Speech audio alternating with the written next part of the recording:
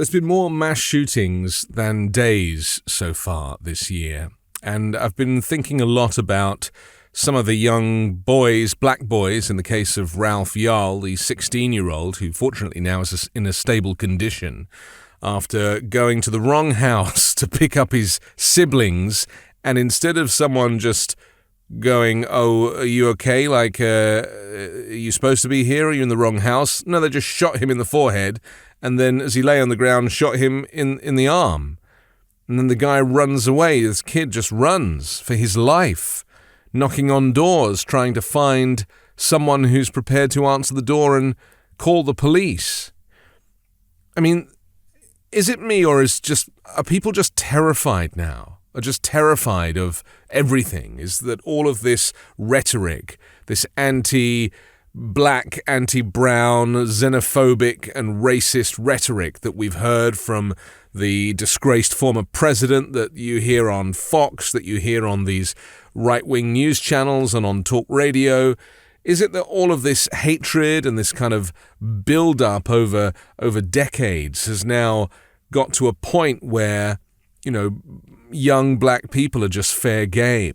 The likes of Ahmaud Arbery can just be lynched in the street by three white guys and they just think they're going to get away with it. Or Derek Chauvin, as a police officer wearing a uniform, thinks he can get away with killing George Floyd because, one less black person on the street is better for society. I mean, is that what it's come to? I mean, where we get to a point where all of the progress made during the civil rights movement is for what? And so it occurred to me, and I was thinking about why there is this moment in history where there is this opportunity to do something, school shootings, children slain, like families devastated, and yet Republicans showing absolutely no appetite for any kind of gun safety reform. Anything, not even a little bit. And it made me realize that, for them it's not really about the death of children or the young black boys or anybody, losing their life and the families having to deal with the effects of that. It's just about owning the libs.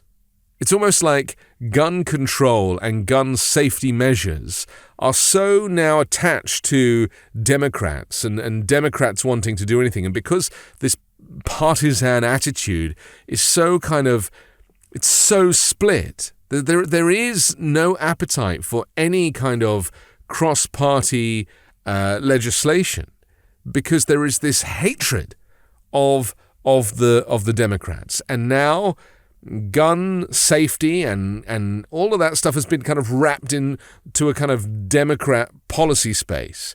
And that means that whatever the finer detail of trying to deal with this problem is, that Republicans are just going to reject it because it's Democrat stuff, in the same way that climate change is Democrat stuff and coronavirus was Democrat stuff.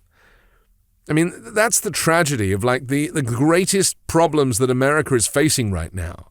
More young people, children, die from gunshot wounds than anything else. It's not teenage cancer or any, road traffic accidents. It's gunshot wounds. It doesn't happen in any other country on this planet. Only the United States of America has a gun violence problem. Look at the graphs. Look at the data. Other countries, even where I'm from, it's zero. Zero are the number of gun deaths. And we're only 4 months into 2023. It's inconceivable.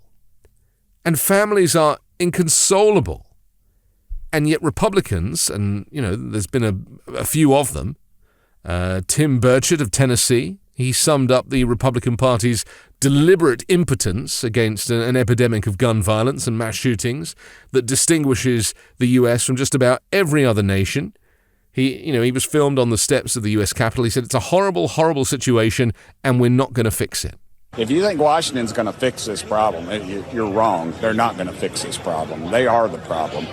It doesn't concern you that other countries don't have this level of gun violence? Other countries don't have our freedom either. That's what he said. We're not going to fix it. Why? Because it's Democrat stuff. It's just, it's an issue for the left. And this whole Second Amendment kind of patriotic, you can't take away our guns, it's just top line. There's like zero detail.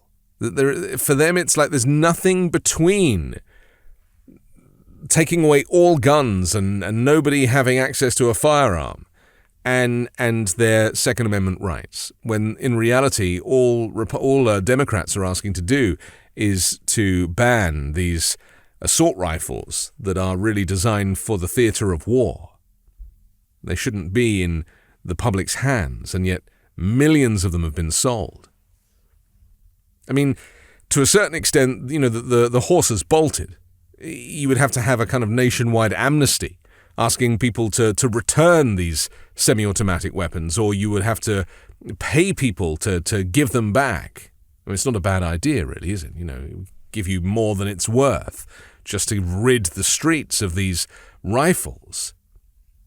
But in reality, there will be ongoing, and we just saw the NRA conference, which Donald Trump proudly stood at and said, I am the most pro-gun, most pro-Second Amendment candidate for president in history. He is getting behind that movement because he knows that that's where his base is. But when you survey people, even the Trump supporters, they don't want their children to be slain in school.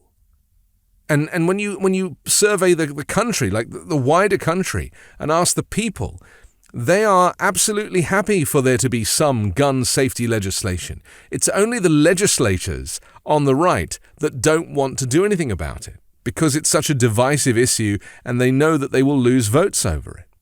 And votes and power and money are more important to Republican legislators than the lives of children, the lives of people like this young kid who innocently went to the wrong house to pick up his siblings. I'm Anthony Davis. You can hear me every day on the 5-Minute News podcast and on Sundays on The Weekend Show with MeidasTouch. Hey Meidas Mighty, love this report? Continue the conversation by following us on Instagram @MeidasTouch to keep up with the most important news of the day. What are you waiting for? Follow us now.